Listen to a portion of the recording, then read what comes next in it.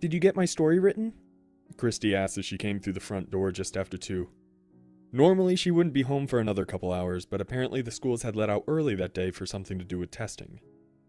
She didn't care enough to fully explain, and Shane didn't care enough to ask any further when it came up over dinner the night before. Your story, he acted surprised. What story is that? The sarcasm earned him a smack in the back of the head, even though she had to walk across the room to do it. My dream, she said before kissing his cheek, then playfully smacking him again. Oh, yeah. He knew exactly what she was talking about, but could, in no way, let an opportunity pass to tease her about it. You mean that, inane diatribe from this morning? Hey. She frowned as though her feelings were hurt, even though they both knew they weren't. Come on now, you said you need stories. It was a great idea. Shane could only chuckle. Okay. He didn't even know where to start. Let me see if I've got this straight. Your idea is about being on a road trip in the desert with a guy that you may or may not know when you hit a roadblock of sorts, only it isn't really a roadblock. From there, they charge you 15 cents to pass through, or you can work off the 15 cents in their little community, which, let's hope, is at a rate of at least 15 cents an hour.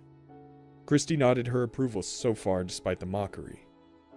The first time you pass through, you have the change, but the next time you try, and I have no idea why you would try again, but the next time you have no money. So you and your friend, which still don't seem to know, are forced into labor in a mid-sized civilization, which... What? You couldn't see it from the roadblock? She confirmed. So now you're in the city, where they may or may not give you lemonade, which you may or may not spill, and the whole thing was... let me see if I got this right. All kind of freaky and scary, sort of. Does that about cover it? The young occupational therapist threw her hands up in disgust. Geez, I guess when you say it like that, it sounds kind of stupid. Shane stood and stretched and walked over to his wife in a loving embrace. Not at all, baby, he whispered in her ear before kissing her neck. It's just a little raw is all. I can work with raw. She returned his kiss with one of her own, passionately on the lips.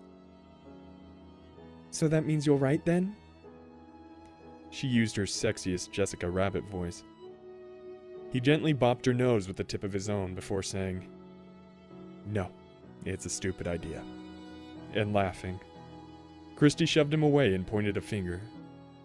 One of the best things about their relationship was the ability to both give and take adequate amount of shit from each other. Although that might have been a little too much. Go ahead, mister. You just laughed your way to the couch tonight. She was smiling, but he wondered for a moment if she was serious. It was unlikely, but a little extra sweet for the rest of the evening was probably in order. He hated sleeping on the damn couch. She wasn't wrong about his request for ideas, however. Writing could be a fickle mistress.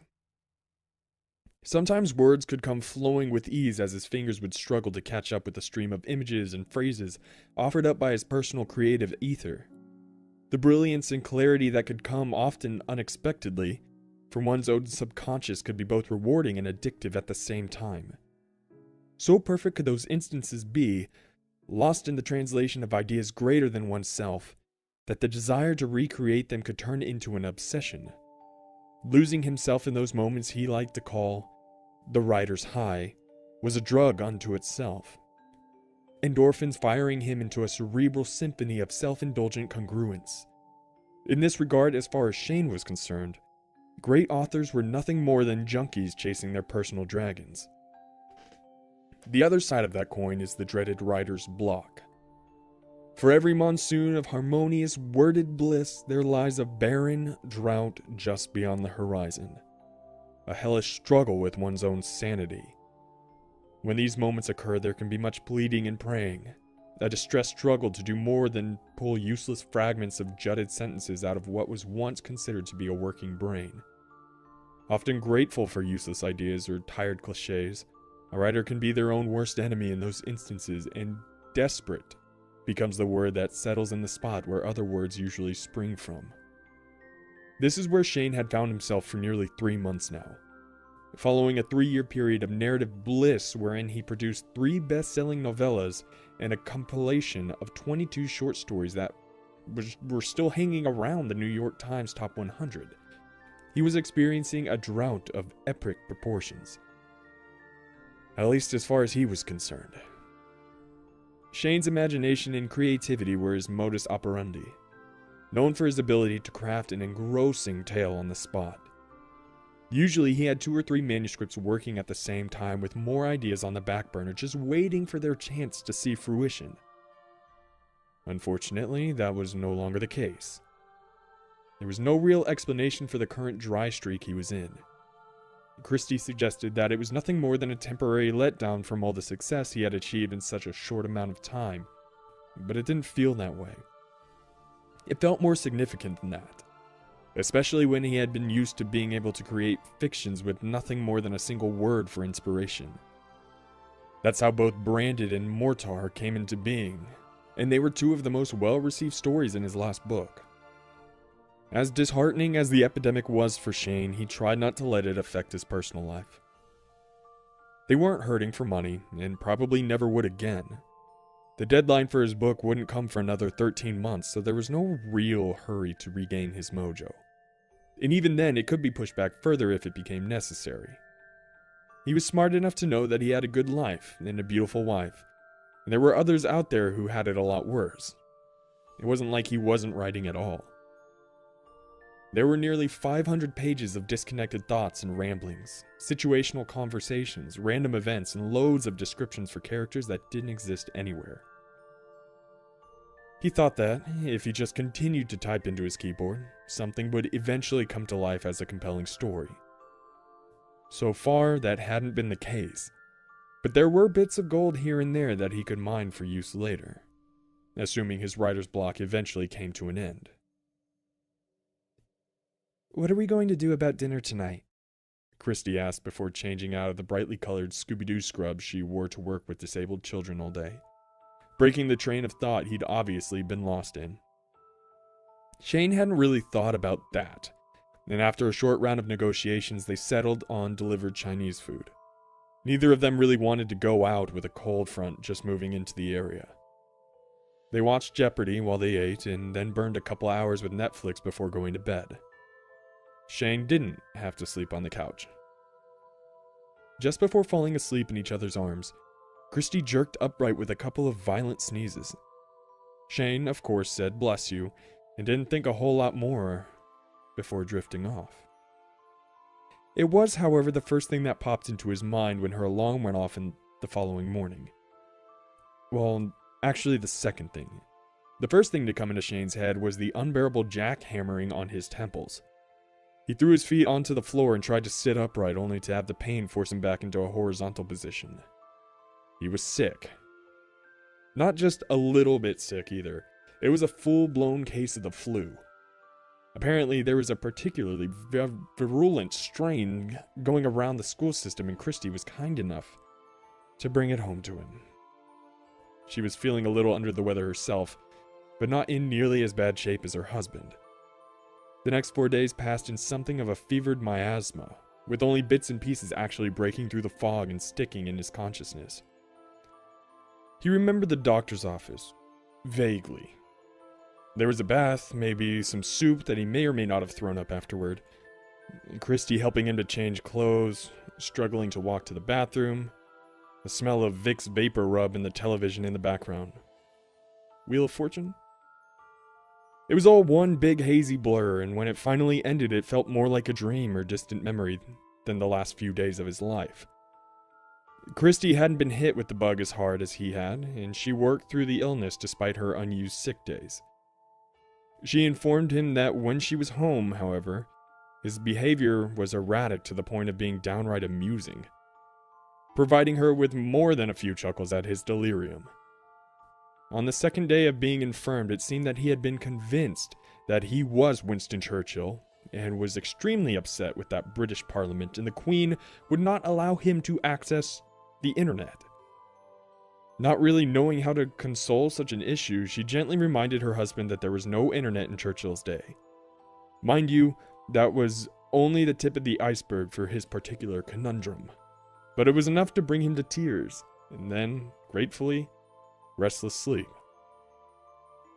The next morning, he was troubled over the fact that he didn't have any type of identification card that reflected his status as a Netflix member.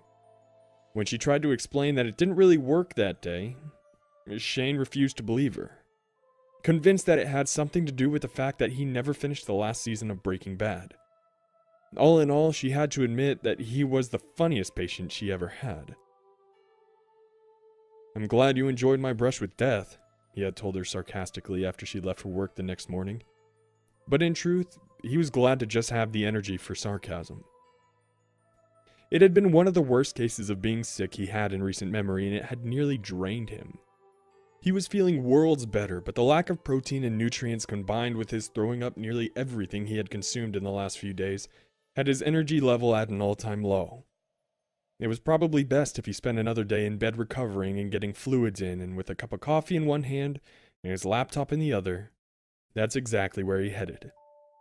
Fortunately, Christy, the clean freak that she was, had already changed the sweat-stained sheets she had been using, and the moment he climbed between them, sleep was tugging at his eyelids. He wanted to check his email, and then he would crash. He fired up the little Dell, and in a couple of minutes was clicking his inbox. There was one from Zach marked, "You're killing me." That was unusual. Zach, his editor, never got in touch with him out of the blue like that, and he was nowhere close to any deadlines. He opened it up. In addition to the email, there was an attachment labeled writer's block. The email read, "Hey brother, I gotta say that I'm really hating you right now. How in the hell do you expect me to keep a job if you send me stuff like this? It's a complete non-edit, as in, it's perfect. Not one error that I can find. I'd appreciate it if you would screw up just a little bit so I can keep getting a paycheck. That aside, very impressive work. I thought you said it would be a while before you had anything for print. You been hiding this one? Although I must admit, it's a little different than what I normally get from you. Not that it's bad. In fact, I loved it. It's just that you don't usually go in for the horror stuff, nor the self-introspection, but it's good that you keep expanding your horizons. Honestly, I can't wait to see how you finish this one off. Part 2 should be a doozy. Give my best to Christy, and talk to you later. Zach. P.S. I sent an advance copy to RJ over at Random House, so we can probably get to print in a couple weeks." The word confusion did nothing to describe the overwhelming bewilderment Shane was feeling as he double-clicked the manuscript he had no recollection of sending to Zach, let alone writing. There it was at the top of the page, however. Writer's Block, by Shane Higdon. Scanning through the document showed him a total of 520 pages. When the hell could he have written that many pages? Assuming the absurd that somehow produced a story from a barely conscious and impossible to remember state, it had still only been 4 days. Even when he was smack in the middle of the zone and on absolute fire with words pouring like an open faucet, Shane had never produced more than 50 or 60 pages in a day. This thing was twice that. Shane read the first sentence, and although all he wanted to do was close his eyes and sleep, one sentence turned into one paragraph and then a page. It was like compelling, and it did kind of sound like something he would write, but each word felt new and unfamiliar. It was an eerie sensation, and he fought slumber for nearly 200 pages before it overcame him, and even then, his mind refused to go anywhere else. How could it? The protagonist of the story was named Shannon, an author and an obvious representation of himself with the same mannerisms, dirty brown hair and scraggly goatee. Enjoying some degree of popularity, Shannon and his wife, Kristen, had a good life in a nice home with a modest expectation for the future.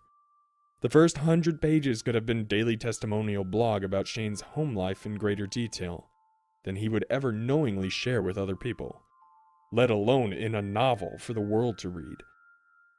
The part following that detailed the epic writing slump that Shannon experienced, after having some modicum success with 3 consecutive, highly touted books, which sold extremely well.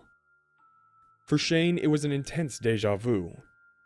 He allowed the Sandman to win around the time that the tale significantly diverged from his own experience.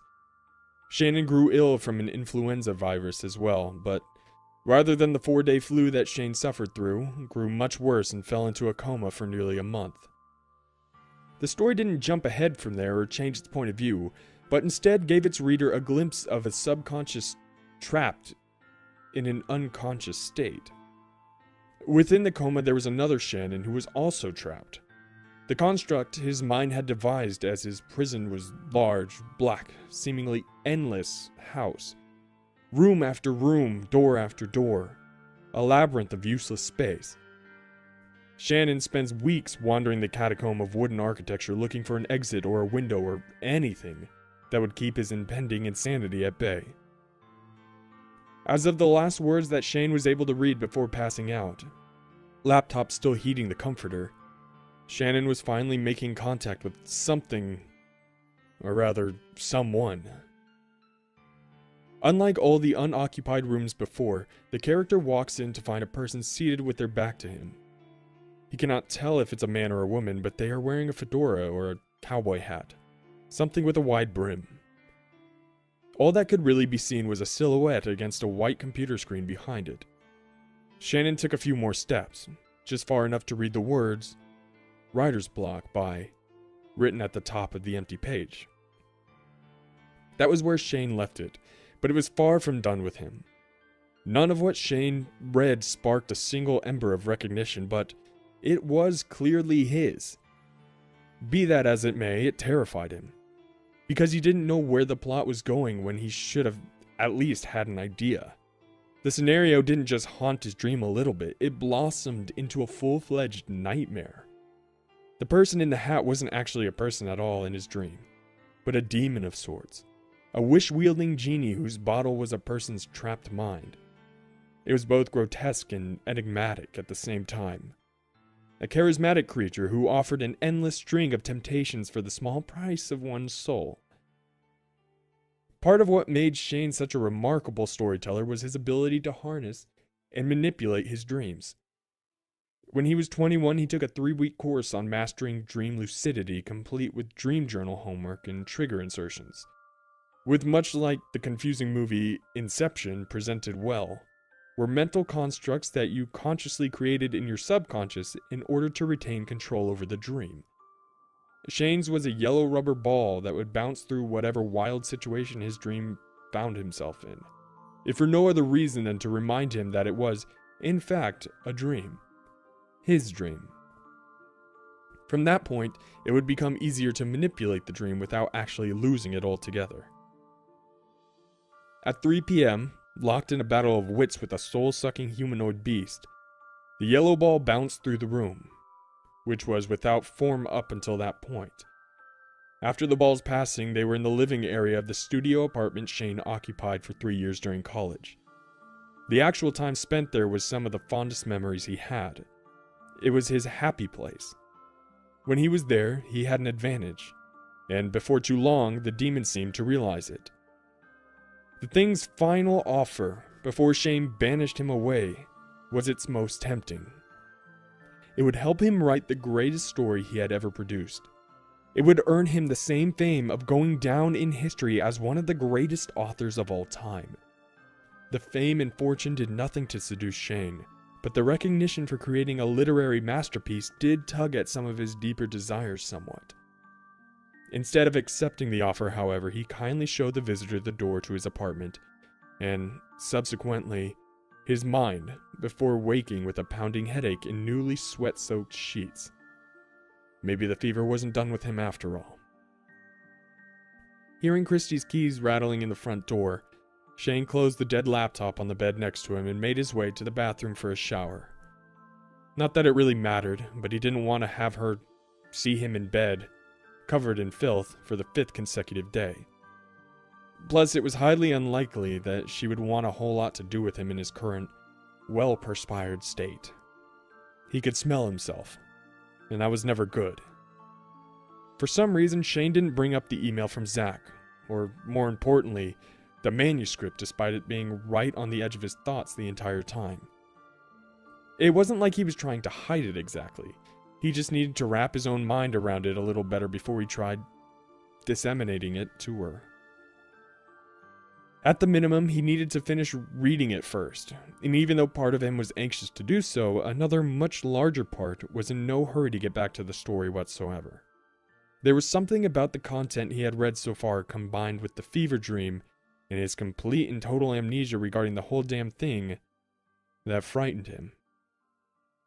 He was of two minds on the subject, but when Christy kissed him goodnight and headed off to bed for the evening, Shane chose to go to the computer in his office and do some reading. His intention, so resolute he even brewed a small cup of coffee.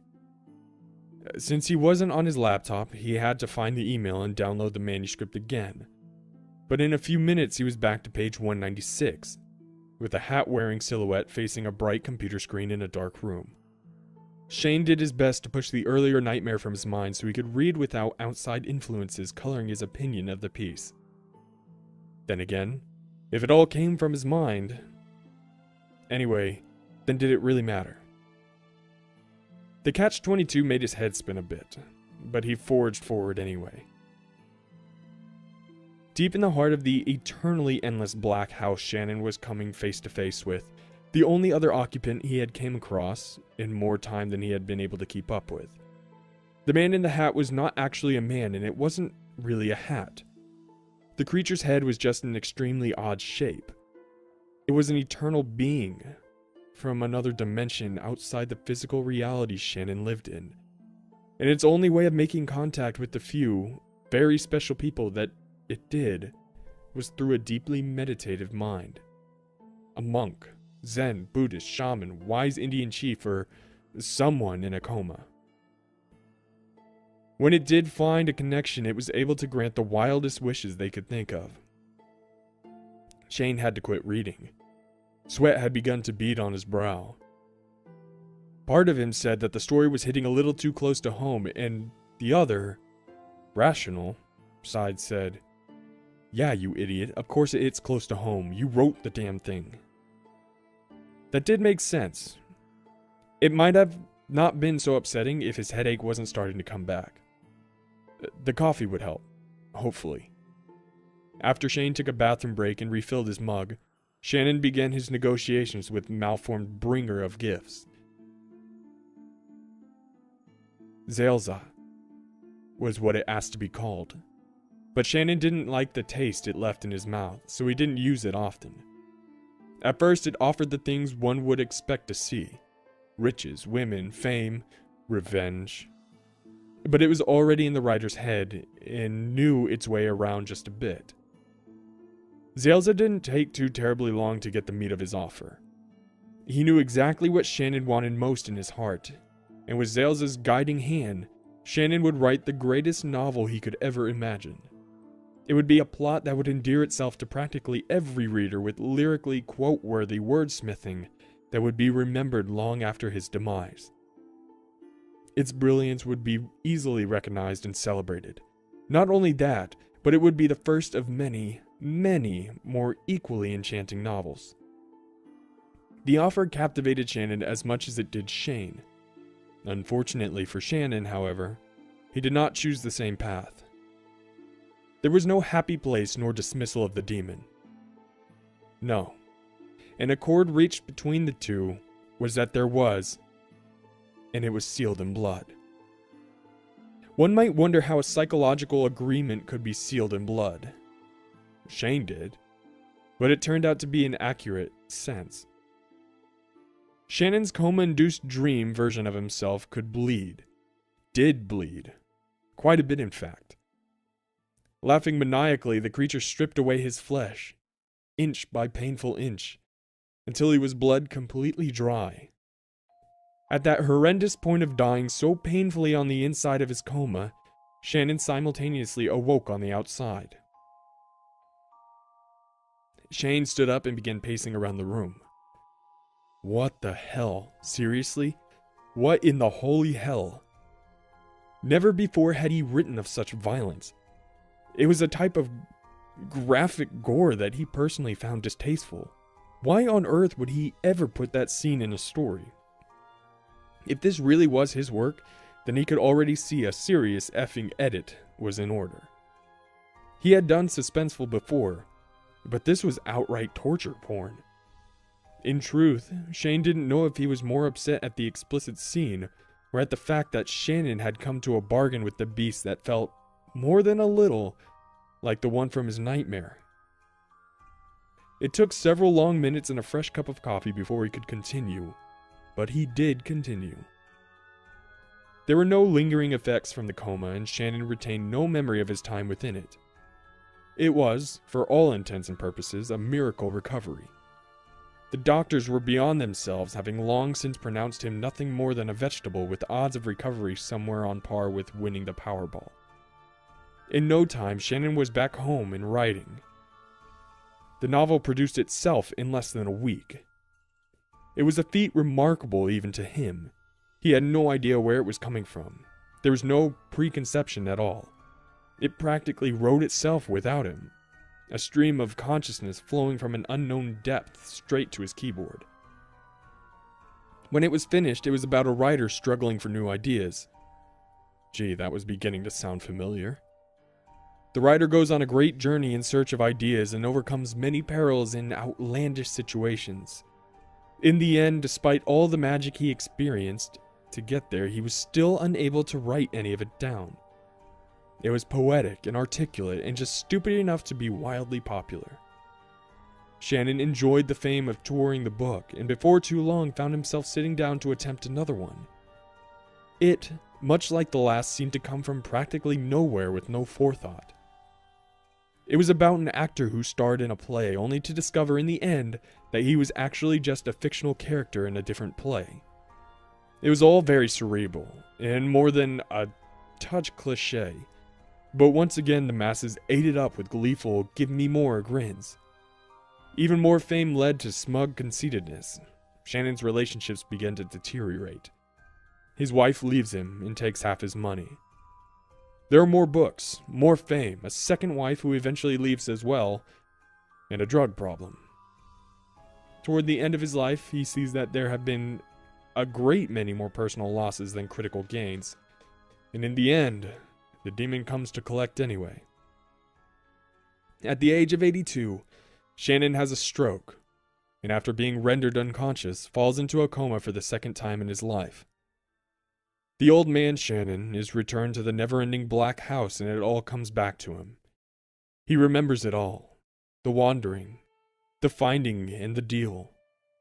He hears Zelza approaching from several rooms away, but he's too elderly to run anymore.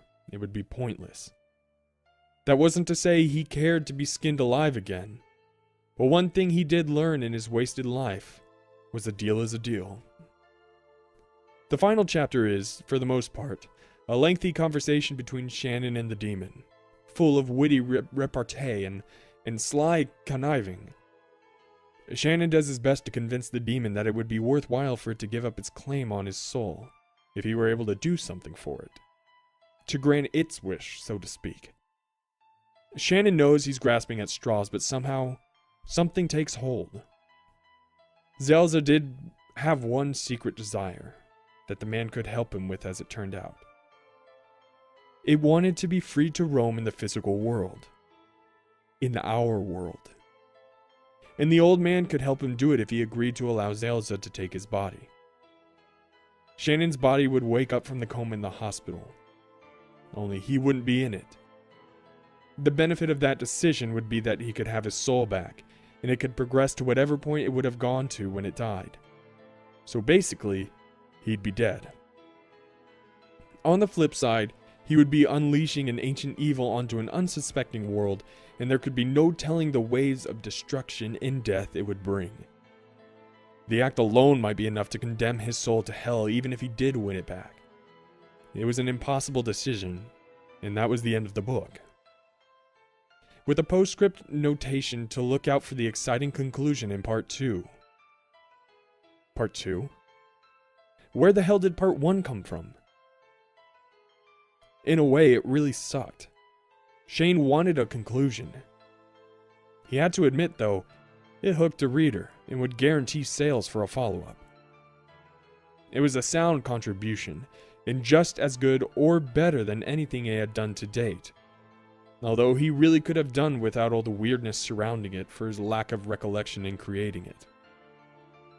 Shane leaned against his chair and rubbed his temples. It was 5 in the morning and too much coffee had him wired. A bad combination with his tired eyes. He opted to go with watching the sunrise on the deck with his MP3 player. Breakfast with Christy was a rare treat around 8 in the morning. He finally decided to catch a few hours of sleep. Determined to keep it to a nap, so he didn't screw up his entire sleep schedule all to hell, deep REM sleep came in a matter of minutes, and before Shane knew it, he was face to face with the misshapen night terror again. "What did you think?" It asked in a low, rumbling voice like thunder way off in the distance. "Do you like my story?" Confused and pissed, Shane began frantically looking around the abyss they appeared to be floating in for the life of him. He couldn't remember what he was looking for. It seemed important. Of course, the moment the yellow ball came bouncing out of the darkness, he remembered, and more importantly, he took control. Only once they were back at 212 Maypop Street, just 2 blocks from the university, did Shane dare to look back at the rasping interloper.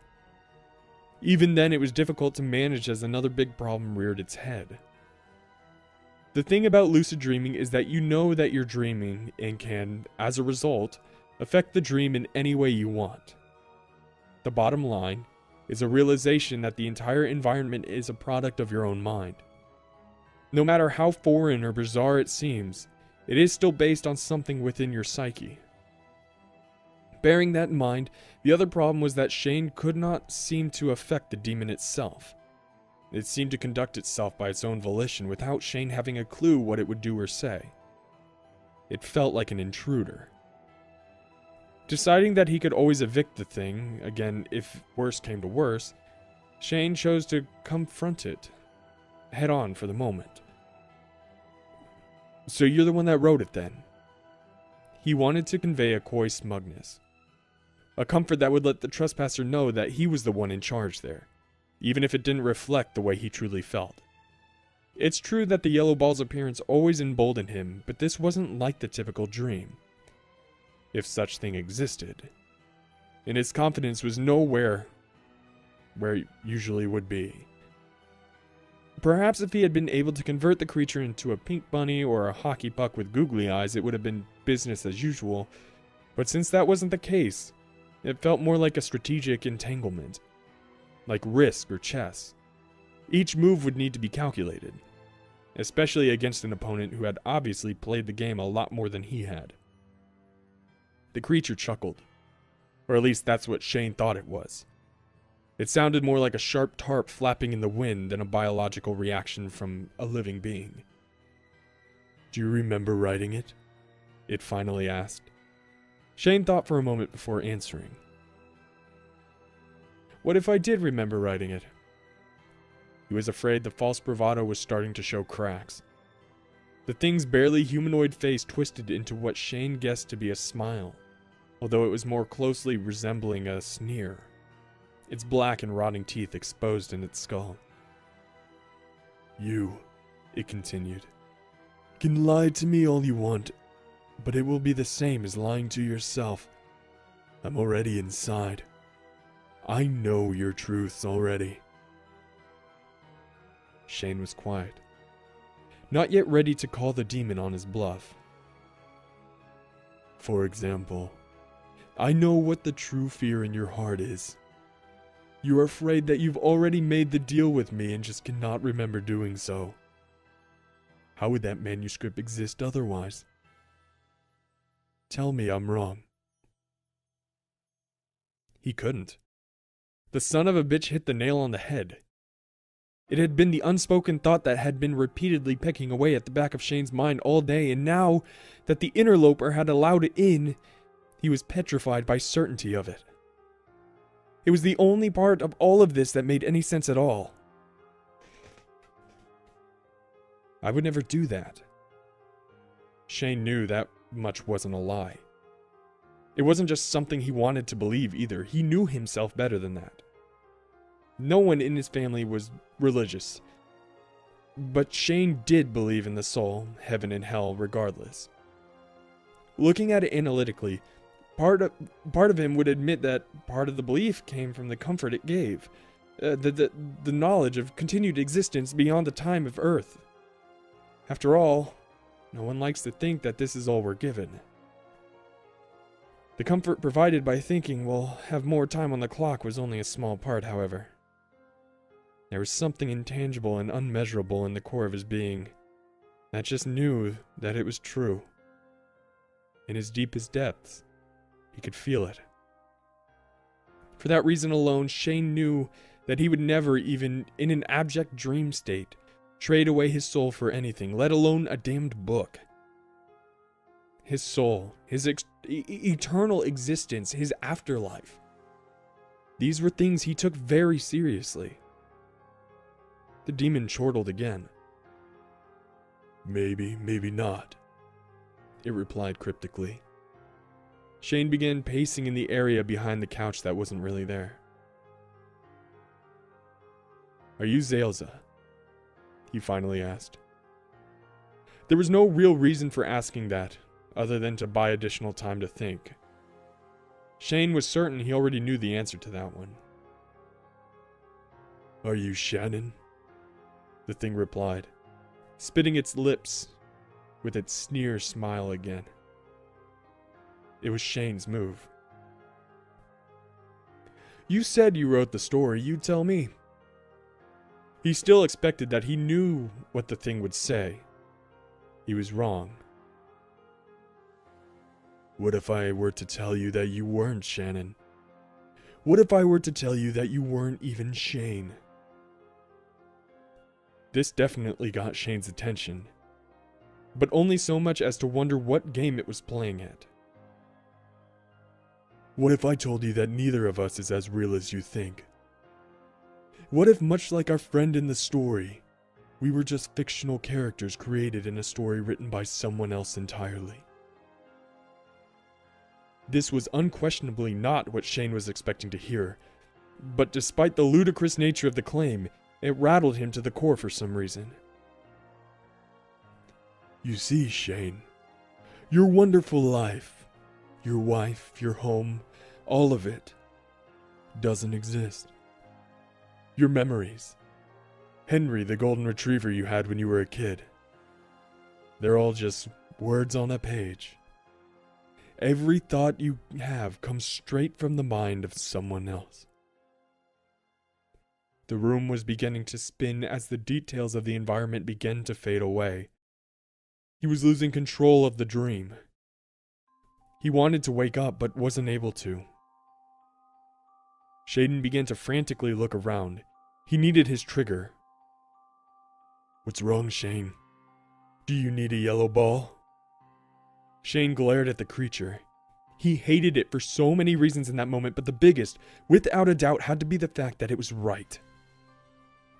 I'll see if I can help you out. The sadistic beast continued, calling out dramatically to the air. Mr. Author, would you please provide us with a yellow ball so that my friend here can wake up and return to the reality that you've created for him? It occurred to Shane that it was being sarcastic and merely trying to mess with his mind. But when the yellow ball bounced into view, it was more disturbing than a relief. Regardless, he jerked himself from the dream and sat upright in bed. It was just afternoon, and although he still had some time to sleep, there was no way in hell that was going to happen. The rest of the day was spent in an irritated malaise. Several times Shane would find himself in front of the bathroom mirror just staring into his own eyes and wondering. Everything just seemed so detailed. From the birthmark on his chest to the memory of his grandmother's funeral to the way Christy smelled in the morning after she got out of the shower. It all felt so intricate and real. Was what the nightmare suggested even possible, or was he just losing his mind? Were his thoughts being typed letter by unseen hands? Every activity was accompanied by the agitating sense of doubt when his head began to ache again. He couldn't help but wonder if someone was writing the words. Shane's head began to ache. By the time Christy got back from work, he had nearly worked himself into an anxious frenzy, pacing large circles in the backyard. Despite the 40-degree weather, he wore no coat, fixating on the cold air biting into his skin and wondering if it was a real sensation, or if some sick, unseen force had guided him out there for the sake of the plotline. It had not been since college that Shane had been forced to think about such metaphysical ideas. Solipsism, he remembered, was the philosophical concept that the only thing in a person's world that could definitively be considered real was what was inside of one's mind. The entire world outside of one's thoughts could possibly exist as nothing more than figments or constructs. In other words, a person could only know that they were real and not anything else beyond oneself. The mental pretzel Shane twisted himself into the first time he tried to wrap his mind around this concept all those years ago was nothing compared to what Zale's suggestion was doing to him. He never remembered any lessons or conversations on the concept that oneself might actually be the figment in someone else's imagination. And how could he? How could any sentient person actually take the idea seriously in the least? I think, therefore I am, right? Shane's pacing was picking up significant speed, and he was oblivious to it, and everything else. It might have turned into an outright job had he not run headlong into Christy, who was standing in the yard with a large blanket to wrap around him. "What on God's green earth are you doing out here?" She was genuinely shocked. This was a new one. Sometimes Shane's behavior could be a bit erratic when he was working out a story in his head, but never anything this stupid. "You're trying to get over the flu and you're out here in a t-shirt. Have you lost your mind?" She thought that perhaps the fever had returned until she got a good look at the expression on his face. A combination of fear and confusion. A young child who had become separated from his mother for the first time. It frightened her. "I think," he finally said, "that maybe I am." Christy wrapped the blanket around his shivering form and led him back into the house and straight to bed. He didn't feel like he had elevated temperature, but obviously there was something wrong with him. Tucked into the sheets, she was hoping that he would fall asleep, but he just laid there, staring at the ceiling. "Baby," she said, kissing his cold, clammy forehead. "I'm going to call the Dr. Morris and see if we can get you back in. I don't think you've got this thing licked after all." Shane said nothing. What could he say? There was something wrong with him, that was for sure, but it was undoubtedly nothing Dr. Morris could do anything for. His was the type of suffering that came from questioning one's own existence. It was an existential conundrum that seemed ridiculous on the surface, but had taken control of his mind regardless. Even as he laid there and listened to his wife on the phone with the receptionist at Dr. Morris's office, Pam, Shane could not help but wonder if the woman on the other end of the line were anything more than one word in a paragraph. Did Pam have children? A husband? A drinking problem? Or did those things only come into being because he had been written into thinking about them? He was starting to hate himself. This was an unnecessary trip into insanity caused by nothing more than an amnesia-filled week of being sicker than he had ever been. That was all it was. And if he didn't get his shit together soon, it would turn into much more than that. His brain had been on fever-fueled trip throughout the abyss, and now he was letting it get the better of him. Of course, he had written the manuscript, and all this stuff about a demon wanting his soul was nothing more than the story's impression left on his subconscious. This is where he was at when he fell asleep again. The dream state came quickly, and much to be expected, Zelza was there again. At least that's what Shane had begun to think of the thing as. "You never answered my question," it prompted right off the bat. Shane remembered. If I liked it or not? Zelza nodded gleefully. Well, Shane continued. It was okay, I guess. I've certainly seen better. The creature knew he was bluffing. Not by you, it replied. Don't forget, it's pointless to lie to me. He already knew that as much as he wanted to deny it. Disgusted and not sure how to proceed, the Dream Shane took a look around the environment for the first time. They were in the black house from the story, or at least the way Shane had imagined it while reading the manuscript. That definitely wouldn't do. As far as he could garner, the never-ending structure was more than a mere backdrop or set piece. This was where it lived. This was Zelza's domain, and here, he was the trespasser, or more accurately, the hostage.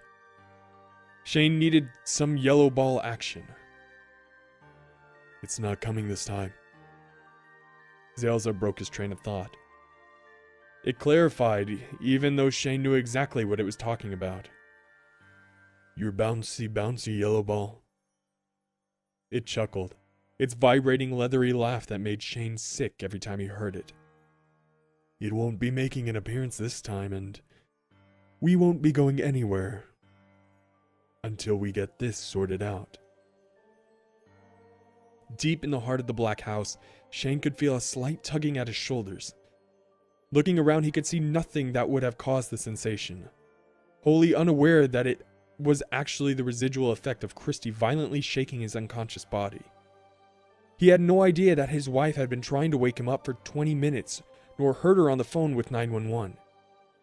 He would be completely unaware as well of being loaded onto an ambulance and rushed to Mercy General Hospital's emergency room. And as the world passed by in a flurry of motion and noise on the outside, all Shane was aware of was himself and Zelza and 4 wooden walls. As far as he knew, he was still just sleeping, and not buried deep within a coma. Even still, no yellow ball meant no control, and no waking up until he was awoken. Shane was frightened, there was no doubt about that. But he was feeling more than anything, anger. The loss of control of his own mind, the lack of memory, and the major mindfuck Zelza was laying on him. It was all too much, and it was just pissing him off. What the hell do you want from me? Shane finally screamed at his baneful companion. That was really the big question, wasn't it? The beast took a few steps forward, halving the distance between them before answering with its own question.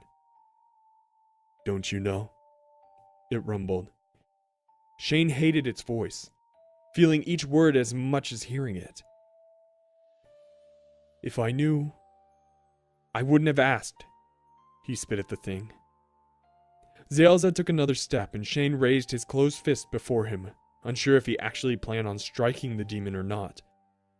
To the best of his knowledge, Shane had only been in one fight in his entire life, and it was over the ownership of a G.I. Joe figure, when he was 9 years old. And even then, he lost badly. He was more Sarah Lee than Bruce Lee. Zelza shared its creepy smile at Shane's defensive position, but didn't take another step. Relax, my friend, it offered. You're so jumpy. You act as though you expect me to slowly skin you alive. Zelza laughed again, reveling in its own sense of humor. Shane got the joke, but for some reason didn't find it nearly as funny. I'll tell you what I want, Shannon. Shane, he blurted out, correcting it and bringing about more nauseating snickers. Shane, right. My apologies. It did a slight curtsy, very flamboyant in its movements. A showman craving an audience. Shannon. It can be so hard to keep all you fictional characters straight. Not this shit again. What I want is a deal for your soul. You already know that. You've seen what I can offer. A taste of what can come for your future. What? Shane countered. Like Shannon, who finds fame and fortune only to lose everything he truly cares about and loves? Is that what I'm trading my soul for? Oh, come now. Zalzo waved its arms as it spoke. Don't tell me you, of all people, can't recognize a story. It was all a plot from elements from your own life, but it wasn't your life. I can give you anything, including happiness, and the love and adoration of all your friends and family. No one will ever want to leave your side. You will be loved and admired as one of the greatest authors of all time. I can deliver one hit after another, and they will all sound like they were written with your voice. None of this was really hitting home with Shane. There were too many discrepancies and too much against his nature for a creature that supposedly knew him so well. I don't understand. Why do you want my soul if this is all just a story? What difference does it make to you? He asked. Zalzo was quick to answer. It's the way the story's written. So what will you do if I say no? Zalza did a little twirl and then answered with a shrug.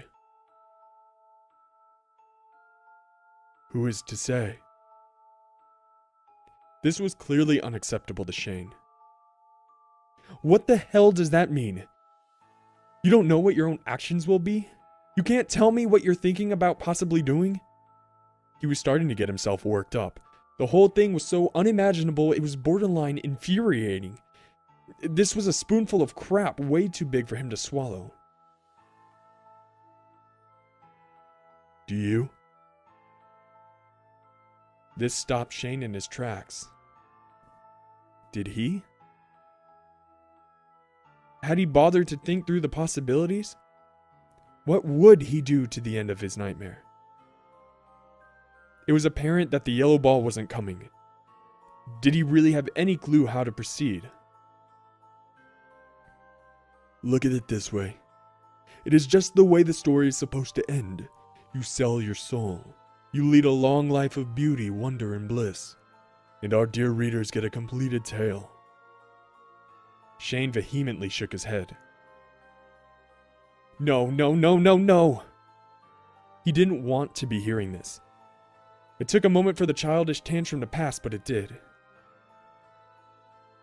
Tell me this then, he finally said. What about the deal in the story? The other story. You wanted to possess Shannon's body in return for his soul. Is that something you really want? Is that your final goal, to possess me and be free like the other version of you? Zalza only shrugged again. I couldn't tell you. Believe it or not, I'm just a minor character. I honestly have no idea what my motivations or desires are. Wanting to complete our deal and making sure you retain your fear of me are the only defining qualities I'm aware of. That had to be bullshit. Besides, I thought we already went through this. That was only a story. That wasn't really your life. Shane shook his head again. But according to you, my life is only a story as well. It's not according to me. It's the way it is. Whether or not you choose to live in denial. We are both nothing more than words on a page, and images in a reader's mind. That's why it really doesn't matter what you should do. In fact, the best thing you can do is do your part in making sure that this is as entertaining a story as possible. As a writer, it's your responsibility. Overwhelmed by the irrational logic of it all, Shane was beginning to feel defeated, his anger fading into apathetic malaise. But, he muttered weakly, I don't want to lose my soul. It's my soul. It's mine. You're assuming that you have an actual soul to offer. There was no sympathy in the demon's voice, but it was the exact tone needed to strike a chord. Shane slumped to his knees, his gaze falling on the cracked and worn floor beneath him. What if it was right?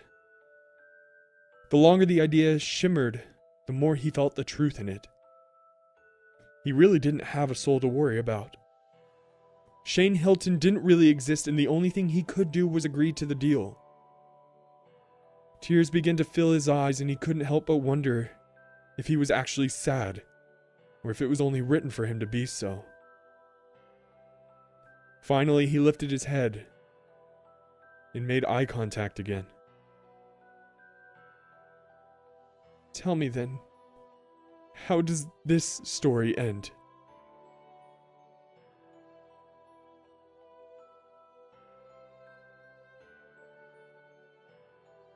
Just different, Mom. I really don't know how to explain it. Christy had been pacing a trail through the upstairs hall. Bedrooms and connecting bathroom, stopping momentarily to take her own haggard reflection. Day after day, for 28 days, she had lived in a chair next to a bed in a hospital room, watching her husband wither away into a shadow of himself, not realizing that her appearance was changing just as dramatically. Her skin was gaunt and pasty, exposing her cheekbones and the dark circles around her eyes. She looked more like a patient than some of the actual patients did. They had come so close to losing Shane that she had almost allowed the doctors to talk her into accepting the worst. Almost. In truth, she never gave up hope, and when he finally came out of the coma, it felt like a personal reward for her perseverance and optimism. Of course, the entire experience was made that much worse by that damn book's release, and the media frenzy that attached itself to the story. There were those who even questioned the authenticity of Shane's condition. After all, a writer releases a book about a writer who goes into a coma, and then said writer then goes into a coma himself.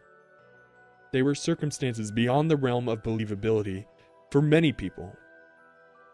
But they all bought the book still. Christy read the book herself in 2 days while her husband laid next to her with tubes and machines keeping him alive. She hated everything about it. Maybe, objectively, there were some good things that could be said about it. But objectivity was not something that could have been asked from her in that moment. It was way too personal for any type of outside viewpoint she might have been shooting for. Had Shane been fully alive, she would have killed him. There were extremely personal details and experiences that he had no right to put in the novel, let alone one that he sent to print without telling her about.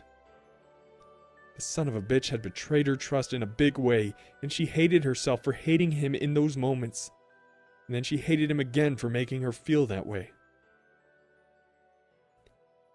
Then, when he did miraculously come out of the coma stretching and yawning as though it were just a long nap, did Shane explain any of it to her?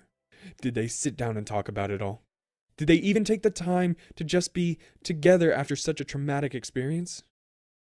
No, no, and no. He hadn't even kissed or held her in an embrace. The day after he awoke, he was back home and disappeared into his locked study. We had been banging away on his computer for 4 straight days. It's just like he's a different person. We've hardly spoken at all. All he wants to do is write. I know, Mom, and I want to give him space, if that's what he needs right now, but I don't know. The moments we're together, he's quiet and doesn't seem to remember where anything is.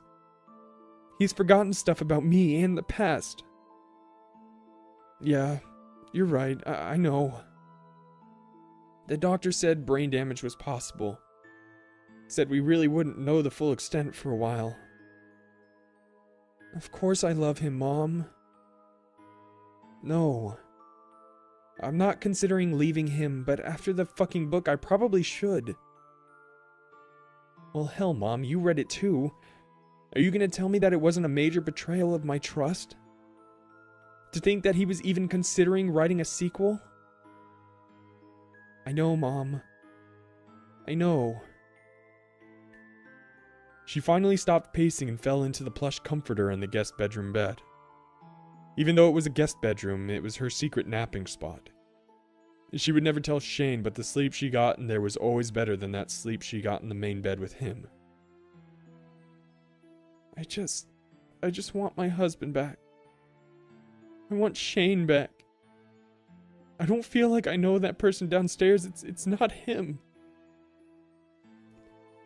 I'm sure you're right, Mom. It'll just take a little time. I'm being oversensitive, I'm sure. She sighed. Okay, Mom. I guess I'll let you go. I think I'll take a nap since it seems unlikely that I'll be seeing much of Shane today. Yeah. Okay. No, his next checkup is in a couple days. And of course, Mom, I'll keep you posted. Okay. I love you, Mom. Bye-bye. Her cell phone's battery was nearly drained, and since it served as an alarm clock as well, Christy forced herself from the comfort mattress and onto her feet. Her charger was in the other bedroom. As she turned the corner out of the guest room and into the hallway, she ran smack into Shane's chest, nearly knocking herself down in the process. The collision did nothing to stagger Shane, and given the fact that he was just out of a coma, Christy thought it a bit odd. Her husband helped her to her feet, and once they were face to face, she could see the weird, twisted smile he wore. It was an expression that she had never seen before. Foreign on his face, and unnerving to no end. "What the hell, baby?" she asked, trying not to look at the smile. "You scared the piss out of me. Maybe literally. I'll have to check." He didn't laugh. Even when her jokes were the worst, he always laughed. Her smile faded. "Are you okay, sweetie? Do you need to lie down?" Shane just shook his head no. "What is it then?" His smile shifted a bit into something a little closer to a sneer, and he put his hands on her shoulders. Hard. "I finished it." His voice was low and raspy, and she wished she had taken a drink of water beforehand. What, baby?" He stayed quiet for a long moment, and suddenly she felt the type of concern she had never felt with Shane before. In fact, the only other time that sensation had come over her was in college, with the guy she dated for a week before finding out the hard way that he was a psycho. Last time she was with Brad, he had been drinking and his words were coming out with an edge as sharp as a knife. His eyes were wild, and he was a heat-seeking missile looking for a violent explosion. Christy's instincts told her then, much as they were saying now, to get the hell out. But this was Shane, wasn't it? She jerked herself free of her husband's cold grasp and scrambled down the stairs past him, pausing only long enough to grab her keys and purse. It might have been an irrational overreaction, and if that was the case, then they would work it out later, but his face... If it wasn't for the inhuman look on his face... In the end, that was why she fled. By the time she was behind the wheel and pulling out of the driveway, Shane was standing in the doorway with a contorted smile. Christy was unable to hear him when he finally spoke. "I finished part 2.